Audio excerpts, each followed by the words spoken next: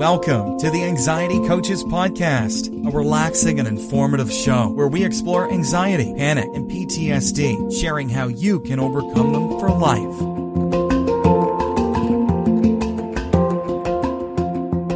Aloha! Welcome back to the Anxiety Coaches Podcast. I'm your host and coach, Gina Ryan, and I am so happy to be with you again today as together we can consider the many ways to bring your mind and body back to its natural peace and calm. In today's episode, I'm talking about emotional reasoning examples and solutions for self-defeating beliefs that you might be having. And I know you're having them because you tell me about them. And I have had them too.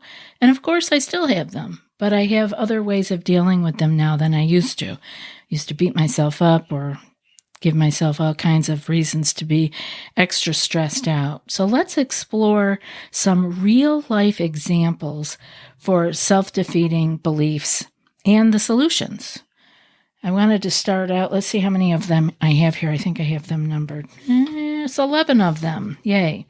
So I have number 1, filtering. And this is known as focusing on the negative. I wonder if anybody out there has ever done that. Yep, I think it's pretty common. And one of the examples of that would be you receive positive feedback from maybe some of your colleagues about a presentation, but one person points out a minor flaw. And instead of appreciating the positive comments, you dwell on the one criticism, feeling like a failure. Now, this is not uncommon. We all fall into this because, again, I know I talk about this here all the time, we are built with a negative bias. We're supposed to make ourselves try to do better and better and to not get, caught without having all of the answers, which we will never have. But we want to know that we're doing this. If we catch ourselves doing it, know that we are doing it and work on it. And how can we do that? We can actively focus on the positive aspects and the constructive feedback. Challenge the urge to filter out the good by consciously acknowledging and appreciating the positive feedback. Now, this can all happen through mindfulness. If you are in the present moment and find yourself focusing on the negative, you can catch yourself because you will be aware of it. And then you can do what I said here with the solution, actively focusing on the positive and the constructive feedback. It's like we have to force ourselves to go in a little bit of a different direction. We just have to say, okay, I see the negative, but I'm going to look over here now. I'm going to change where I am looking because the positive came in too, so why not look at that? The second one that I have, and you've probably heard me talk about these before in a little bit of a different way, the second one is black and white thinking, and this is that all or nothing kind of mentality. An example of that would be that you believe that if you don't succeed perfectly in a particular project, it's a complete failure. There's no room for acknowledging partial success or improvement. It has to be all or nothing. Either the project was perfect or it is terrible. Now, the reality is nothing is ever perfect, and the sooner that we can grasp that and bring that to our awareness when we're working on something and hand it in and say, oh, I hope it's okay, the better off we will be because it will help us stay out of this black and white, all or nothing thinking. And a solution for that would be looking for the middle ground, right? Recognizing that success is on a spectrum because there is no perfection, so that we can see success on a spectrum. And not everything is entirely good or bad. We can embrace the idea that there can be shades of gray in our achievements. And if we want to move the needle toward more success or a better outcome, then we do that. That's how, we get better at things. But beating ourselves up and only seeing the bad and calling it a bad project or a failure won't help us to move the next project in the better direction.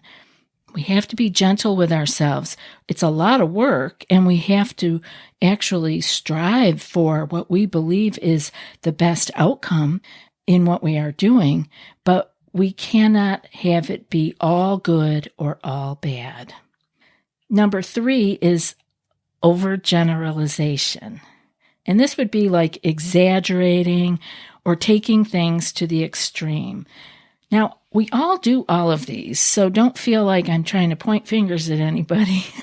These are all familiar to me anyway.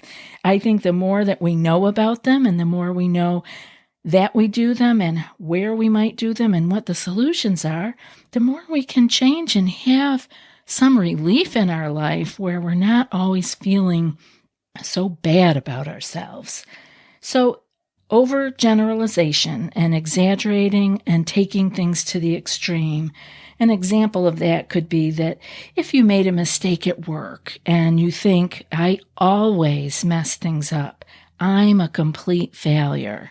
Again, these sound like, oh, I would never say that, but I bet there might be times where this comes up, and it does come up for people. So we do have to be aware of it when we hear it. This is the whole beauty of becoming a mindful person and living mindfully. You will see when these things come up. You won't be just sailing through life doing them over and over again. And the solution would be to avoid using such extreme language, such as using the words always or never. And acknowledge that making a mistake doesn't define your entire existence. We want to question the idea that it's a consistent pattern also. So again, we do these things, but we don't have to keep doing them. And we can actually learn a lot about ourselves when we find ourselves having that thought. It's like, wow, was that just out of habit? Have I been saying that all the time? Do I really believe it? And then question the idea of it being a consistent pattern. Number 4 that I have here is mind reading, making assumptions about an outcome or someone's motivation. And an example of that could be if you were planning to go to dinner with a friend and they cancel those plans, you would assume that they must be avoiding you or they dislike spending time with you. And if you are thinking those things without checking in with them first to ask them, that would be mind reading. And this is really troublesome because we do not know what other people are thinking. This is an easy one to fall into. We don't know what other people are thinking. We don't know what their mood is. We don't know what's going on in their lives. So we want to check in with people. If we are having a thought of someone, maybe, why did they cancel those plans? And you feel kind of bad about it. Communication would be helpful here. And the solution? The solution is to challenge the assumption by asking your friend directly with communication about the situation. Hold yourself back from jumping to conclusions about other people's motivations without concrete evidence. Now, yes, people do things to us. People are mean to other people and to us, and that might very well be true. But we don't want to be assuming that. We want to have concrete evidence. Number 5 is catastrophizing. And this is expecting and projecting the worst. And anybody who has struggled with anxiety knows this one. Might be our creed, what we live by when we are anxious. An example of it would be that you have a minor health symptom and you immediately assume it must be a severe illness, catastrophizing the potential outcomes. You know it means death. That's all there is to it. Suffering and death. That little pain in your shoulder. It's the end. This is what anxious thinking can do to us. And catastrophizing is very common. So again, you are not alone. But what is the solution? What can we do to make it different? Well, we can remind ourselves that there are various possible explanations for the symptom. We can seek professional advice or from those loved ones around us who know us well, and they can give us a more accurate perspective and alleviate some of the unnecessary anxiety. And this one in particular with the health example, I also want to say this is a good place to stay away from Dr. Google because there are always horrendous reasons why you have pain in your shoulder. So obviously, you want to take care of yourself. You want to know that you're doing all the right things, and if it is an issue, that you are taking care of it.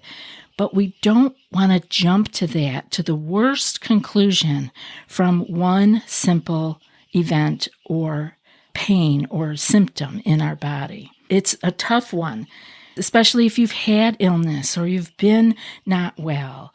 Like the body almost goes there by itself. The feelings all come up. It's like, oh, here we go again. I know this is a problem. Or if none of your things in the past have been a problem, what I hear from clients all the time is, yeah, but this time is different. This time I know it's a heart attack. And this is hard because no one wants to ignore the symptoms of a heart attack. This is why you want to be able to know for yourself that you can calm yourself down because you know how to do your breathing and come into the present moment and ground yourself. And of course you get help if help is needed, but you don't jump to a conclusion. You just say, maybe this needs to be looked into. The thing is that we say the scary stuff to ourselves. We say, oh my God, here we go. This is it. What could this be? I'm in trouble. I'm going to die. We say these scary things to ourselves, and all that does is increase our stress hormones, our anxiety, and the pain we're feeling. It all goes up. So what we want to learn to do is to stay present, stay grounded, and get ourselves the help that's needed if help is needed. But we don't have to jump to the negative conclusion. Believe me, if it's an emergency, pretty much you will know. Yeah. Now, I want to share this because I hear this all the time. I get to hear the things that were not an emergency. People don't share with me that something came up, they ignored it, and then it was an emergency. That's not the issue they come to me with. They come to me with, I have called the ambulance 4 times. I have had this pain, and when I call for the ambulance, the pain goes away. You might not think this is true, but I hear this all the time. It's the same things. Our mind and body work like that. Oh, help is on the way. I feel better.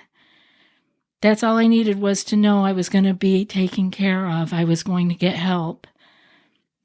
This is how it works. So if you can ground yourself, calm yourself down with your breathing, give yourself some space.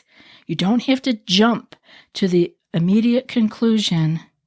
The catastrophe is about to happen. Number 6 is personalization, meaning it's all about me. Everything's about me. For an example, another work example, there's a project at work and it fails. It didn't work out. And you automatically assume it's your fault entirely, even if external factors played a significant role. Now, this can happen to any of us with all kinds of things, not just work examples, but at home, with our parenting, with our friendships, with our relationships. So what is the solution here? We could consider other factors that contributed to the outcome. We could challenge the belief that everything revolves around us and allow others to share in the responsibility. Now, that takes some effort and that takes some learning, that takes some boundaries, but this can all happen. The amount of relief you will get from being anxious is incredible. So you really want to work on, if you find 1 or 2 of these that really pop out to you, I work on it. get some help with it. Get a coach or a therapist, talk to your clergy, whoever you go to, family member, great friend that can help you work on these. Number 7, control fallacies. So either you have no control or you control everything. So it can go either end of the spectrum here, just like black and white thinking. It can go either way. So an example of this would be believing that if you can't control every single aspect of a situation, you have no influence whatsoever. So you see, again, that's that black and white. But you either have no control or you control everything. I had this, definitely had this, way worse than I have it now. But I really thought I thought I controlled the price of tea in China. Let's just say that. I felt like the world was on my shoulder. So what is the solution here? Recognize that there's a middle ground. Again, that spectrum. We are on a continuum. Life is all happening, not at the ends, but all in the middle there. And identify what aspects you can realistically control. And here's the kicker, let go of the rest. And remember that not everything is within your power. Next up is the fallacy of fairness. You think that everything in life should be fair. And that's a tough one because life is not fair. As an example, you feel resentment because a colleague received praise for something that you believe you did better, expecting equal recognition. Yes, it doesn't happen that way. And it's okay to let go of that. It really, really is. It'll make your life so much more enjoyable. And so what's the solution? Accept that life is inherently unfair. Focus on your efforts and your personal growth rather than comparing yourself to others. Like I said, this will lighten your load. Number 9, blaming. You don't take responsibility for your choices and project fault onto others. And what would be an example of that? It would be like blaming a colleague for your missed deadline instead of acknowledging that you procrastinated. And what's the solution? Taking responsibility for your actions and choices. Recognize that others can influence you, but ultimately your responses are under your control. And number 10, the shoulds. Words like should, ought, and must foster impossible expectations. Again, just like perfection, it's not possible. And an example would be like believing you should always be perfect in every aspect of life, leading you to constant dissatisfaction. And the solution would be to practice flexibility in expectations. Understanding that perfection is unattainable. Like I said earlier, it's not possible. And give yourself and others some leeway. This is crucial for your well-being. And number 11, emotional reasoning. And this is like a belief that your emotions, how you feel, is always based on truth. So an example would be feeling that because you're anxious about a situation, it must be genuinely dangerous. Now, I hope you can see that because this is the one that people get stuck in quite a bit. And the solution would be to challenge your emotions with some logic. Look for evidence that supports or contradicts your feelings, allowing for a more balanced assessment of the situation. None of these are easy to change. A lot of them we do out of habit. We just did it. It helped us at some point, somewhere, got us out of a jam or something. We just keep doing it. But again, with mindfulness and awareness, you can see what you are doing and you can make changes and make your life so much more enjoyable and lighten that load that you carry. I hope today's show was helpful for you, and I'll be back before you know it. And now for today's quote. Life is a series of natural and spontaneous change. Don't resist them. That only creates sorrow. Let reality be reality. Let things flow naturally forward in whatever way they like. And that's from Lao Tzu. I'll be back in a few more days with another podcast. Until then, be well and aloha. Thanks so much for joining us for today's episode of the Anxiety Coaches Podcast. Find more information at theanxietycoachespodcast.com.